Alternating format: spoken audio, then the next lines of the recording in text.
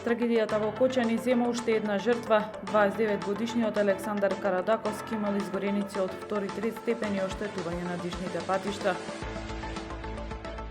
Одлуката на Трамп за воведување царини кон остатокот на светот нема да трае кратко и може да влијае на работните места во Македонија, изјави во емисијата Вин-Вин Мизо. Прекинат јавниот повик за субвенционирање на граѓаните за набавка на клима уреди поради целосно исцрпување на предвидените средства.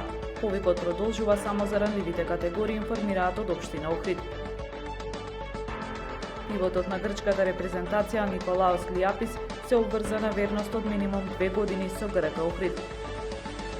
Времето утре променливо облачно со повремени врнежи од дожд, температура во интервал од 5 до 12 степени. Следете една минута вести на Охрид Нјуз.